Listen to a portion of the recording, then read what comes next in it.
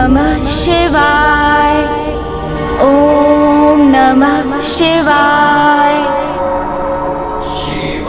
ओम नमः शिवाय।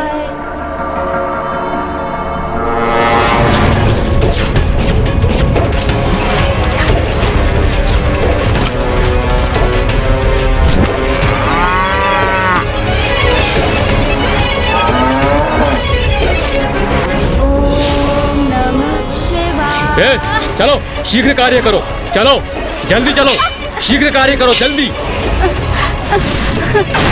शीघ्र करो, चलो चलो जल्दी चलो, चलो चलो शीघ्र करो।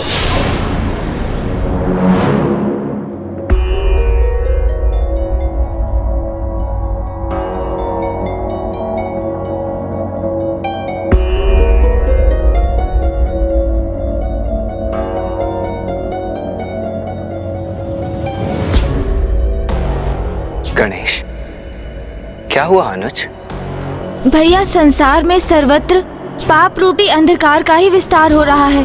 जो माता अपनी संतानों को सुसंस्कार प्रदान करती हैं, वही अपने कर्तव्य की अवहेलना कर रही हैं। पुरुष श्रम करने के स्थान पर मदिरा पान में ही व्यस्त हैं। यज्ञ आदि रुक गए हैं और बालकों को तो ईश्वर का नाम भी स्मरण नहीं है। अहम नमामि। किसकी प्रार्थना करूं? किसका नाम जपूं? ईश्वर का नाम स्मरण ही नहीं हो रहा मुझे। क्या करूं? और संसार की इस दुरावस्था का कारण है दुर्गमासुर का वेद माता को बंदी बनाना।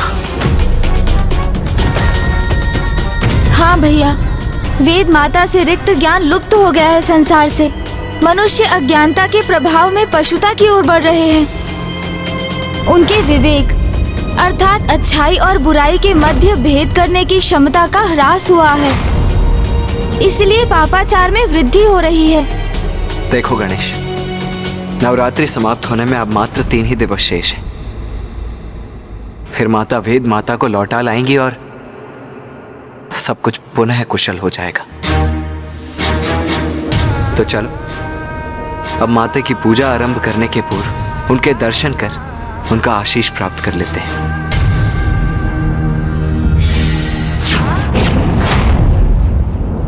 माता, आज हम महाराज देवोदास और महारानी सरला को आपके सप्तम रूप की कथा सुनाने जा रहे हैं। हमें आशीष दीजिए कि हम ये कार्य भली भांति संपन्न कर सकें। आप हमें राजभवन लौटने की अनुमति दीजिए माता।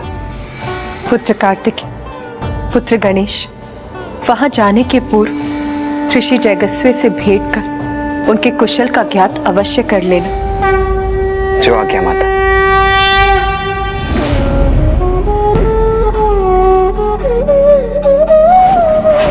गणेश, ऋषिवर की नाड़ी में स्पंदन तो है, किंतु अत्यंत मध्यम।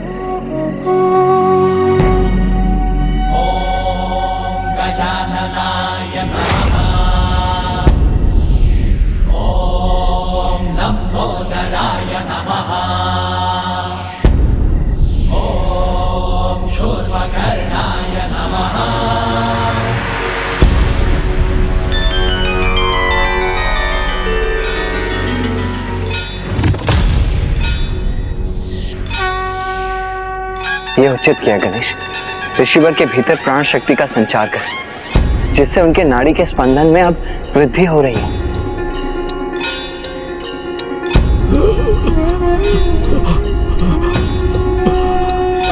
महादेव, आप आ गए प्रभु।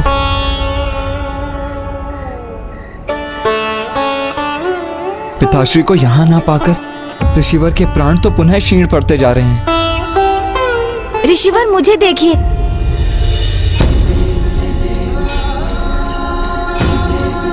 प्रथम पूज्य गणेश जी, महादेव कहाँ हैं? ऋषिवर, मुझ पर विश्वास रखिए। आपको महादेव के दर्शन अवश्य होंगे और आप अपनी पूर्ण आयु भोगेंगे। किंतु उसके लिए आपको अपने संकल्प को पूर्ण करने हेतु जीवित रहना होगा। जब महादेव मुझसे अप्रसन्न हैं, तो ऐसे जीवित रहने से क्या लाभ? किंतु अब मैं क्लांत हो चुका हूँ। तो मैं आपको प्राणायाम की विधि स्मरण कराता हूँ। जिससे आपके जीवन में नवीन ऊर्जा का संचार हो सके। और प्राणायाम से आरोह अवरोह की प्रक्रिया से व्यक्ति अपने श्वास पर नियंत्रण रख अपनी आयु एवं अपने प्राण की ऊर्जा में वृद्धि करने में समर्थ होता है। अब आप प्राणायाम का अभ्यास कर अपने प्राण को मध्यम एवं नियंत्रित गति में ले जाने का प्रयास कीजिए।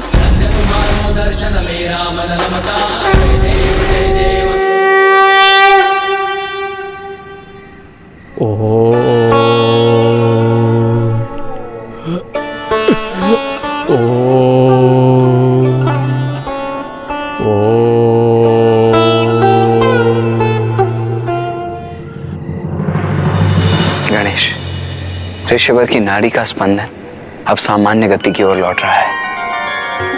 जब तक वो इस प्राणायाम का अभ्यास करते रहेंगे और अपने श्वास की गति पर नियंत्रण रखेंगे, वो इसी समाधि की अवस्था में रहेंगे।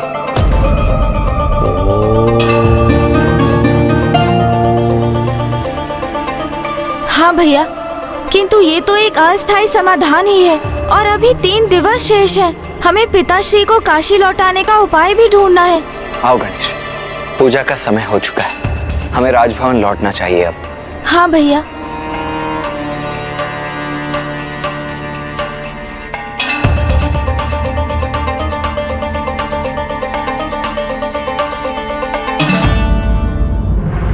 आज नवरात्रि के सप्तम दिवस हम माता काल रात्रि की पूजा करेंगे।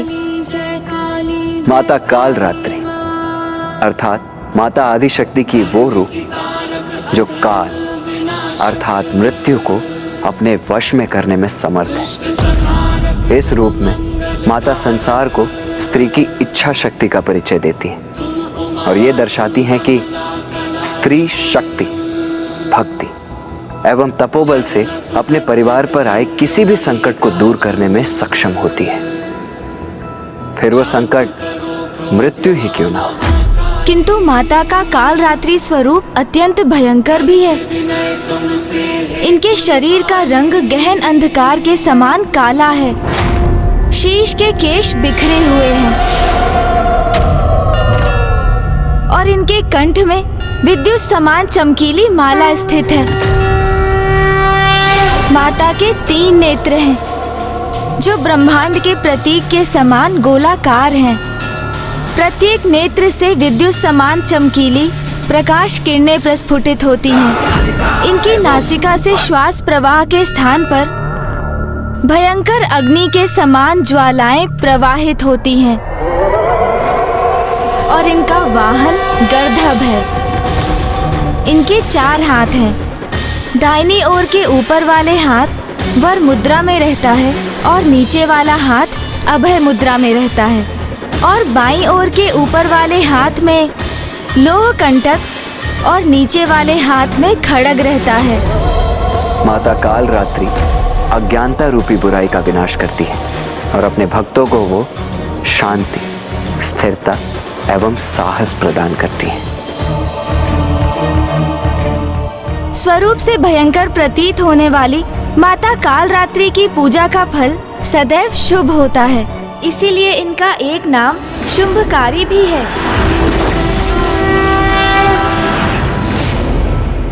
अब हम माता काल रात्रि की आरती करेंगे।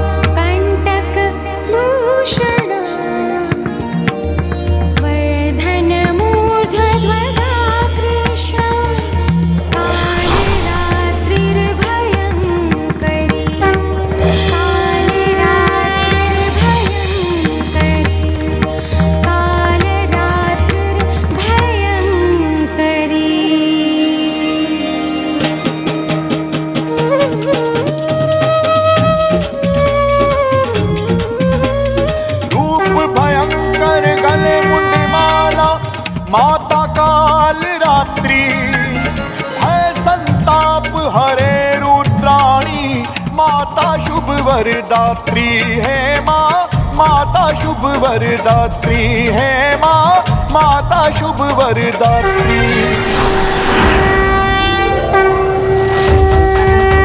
अब तक माता के 9 रूपों की कथा में आपने जाना कि माता ने शैलपुत्री रूप में महाराज हिमावन के यहाँ जन्म लिया, फिर ब्रह्मचारिणी रूप में कठोर तप कर महादेव को वर रूप में पाकर उनसे विवाह किया, फिर चंद्रघंटा रूप में घंटनाद से बुरी शक्तियों का नाश किया कैलाश और अपने स्वामी की कुशलता को सुनिश्चित किया।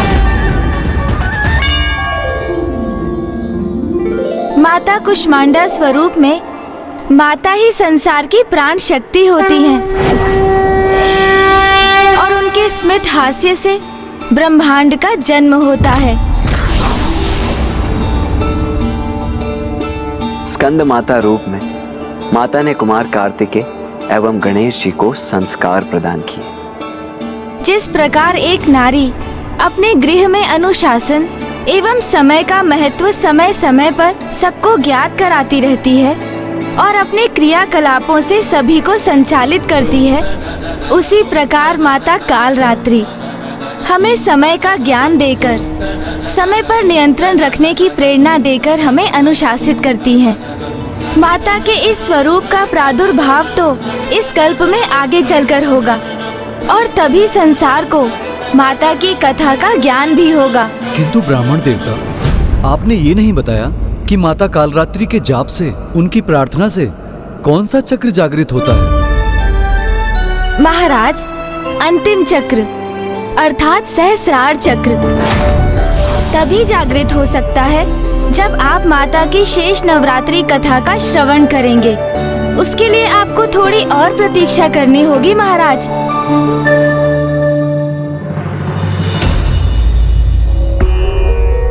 मैं और भैया भी तो उसी समय की प्रतीक्षा कर रहे हैं जब आपके समस्त चक्र जागृत हो जाएंगे और आप समझ सकेंगे कि पिताश्री का काशी लौटना कितना आवश्यक है।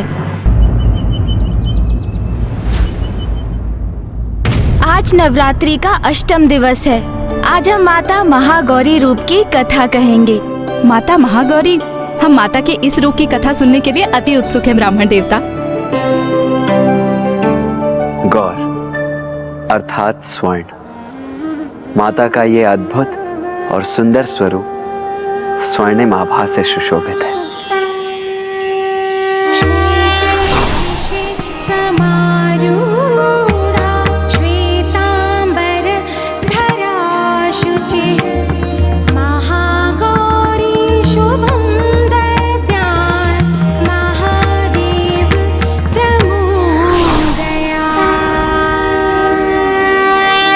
बात उस समय की है जब माता पार्वती गणेश जी को उत्पन्न कर मातृत्व का सुख प्राप्त कर चुकी थी।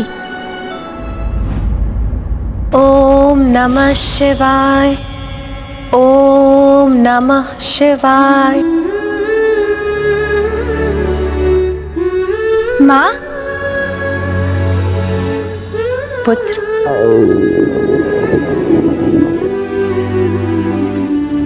माँ, मैं अपनी पूजा संपन्न कर चुका हूँ, किंतु मुझे बहुत भूख लगी है। पुत्र, मैं अभी भोजन की व्यवस्था करती। जाओ और जाकर अपने भ्राता को भी बुला लो, तो अभी अभ्यास कर रहा होगा।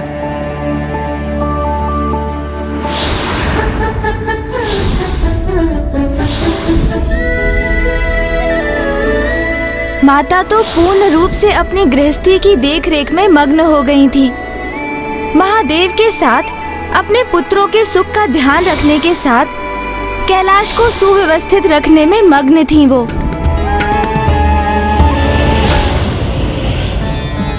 नाथ, देवी पार्वती को इतनी कुशलता से अपनी गृहस्थी संभालते देखकर देवी मैना और महाराज हिमावन को अपनी पुत्री पर कितना गर्व होगा ना।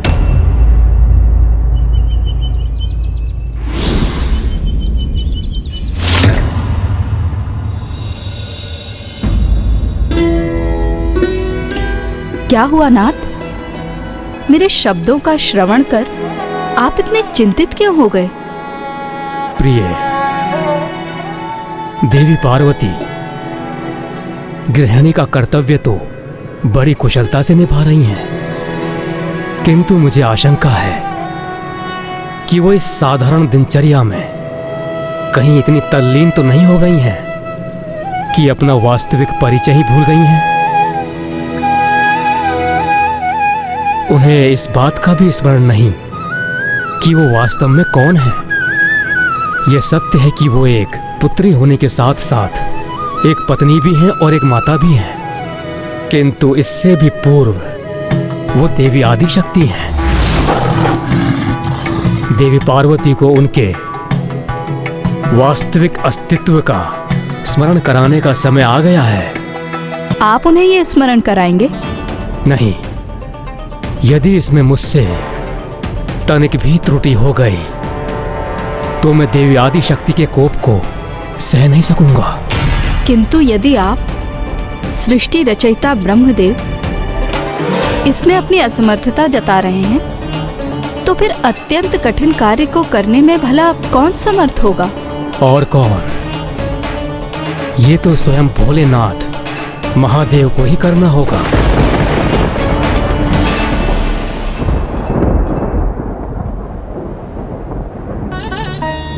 महादेव,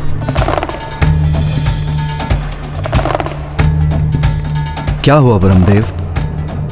किस चिंता ने आपको यहां आने पर विवश कर दिया? महादेव, जगत कल्याण हेतु अब वो समय आ गया है जब देवी पार्वती को अपने देवी महागौरी रूप में प्रकट हो जाना चाहिए। ब्रह्मदेव, ये तो आपको भी भली भांति ज्ञात है कि देवी आदिशक्ति अपना दिव्य स्वरूप किसी कारणवश ही प्रकट करती हैं। जैसे यदि सृष्टि पर किसी असुर का आतंक छाया हो या उनकी संतानें किसी बड़ी संकट में हो आदि। तब ऐसा एक कारण आपको ही उत्पन्न करना होगा महादेव।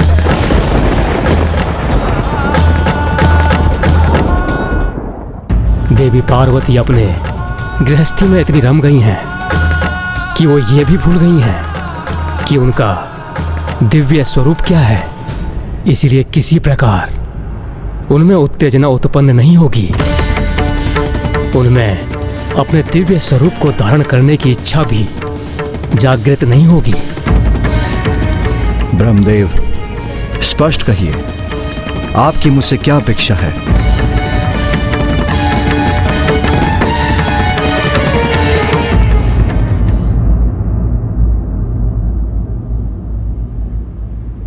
क्या हुआ माता? आप अचानक इतनी विचलित क्यों हो गईं? ब्राह्मण देवता इतनी कठोर तपस्या कर माता ने पति रूप में महादेव का सानिध्य प्राप्त किया और फिर संतान प्राप्ति के मार्ग में भी उन्होंने इतनी बाधाओं का सामना किया, और अब जब माता को कुमार कार्तिकेय और गणेश जी के रूप में संतान सुख की प्राप्ति हुई और उनका जीवन एक पूर्णता प्राप्त कर चुका था, तो उनके द्वारा एक गृहिणी के दायित्व को निभाने में अनुचित क्या था? माता, इसमें तो कुछ भी अनुचित नहीं है। वैसे भी एक गृहिणी का कर्तव्य तो अत्यंत कठिन होता है, किंतु सत्य तो ये भी है कि माता जगत जननी है, माता आदि शक्ति है, और उनकी दया दृष्टि एवं स्नेह की आवश्यकता तो इस संपूर्ण संसार को है। समय समय पर दुष्ट शिक्षण एवं शिष्ट रक्षण हेतु माता को अपने दिव्य रूपों में प्रकट होना अनिवार्य होता है। सृष्टि को माता की आवश्यकता थी, क्योंकि साधकों को अनेक सिद्धियां प्राप्त करने में एकमात्र माता ही सक्षम थी, और ये साधक इन सिद्धियों की शक्ति से ही संसार का कल्याण कर सकते थे। माता पार्वती द्वारा माता महागौरी रूप धारण करना स्त्री शक्ति की पूर्ण व्याख्या के लिए भी आवश्यक था, क्योंकि एक स्त्री के जीवन में विवाह का विशेष महत्व होते हुए भी उसका जीवन वहीं समाप्त नहीं हो जाता।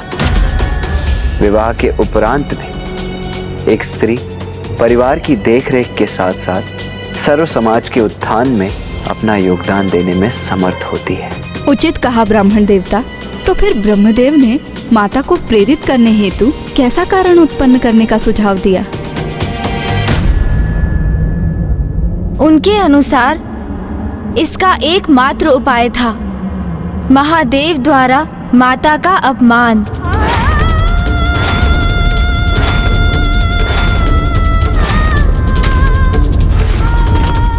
निंदा निंदा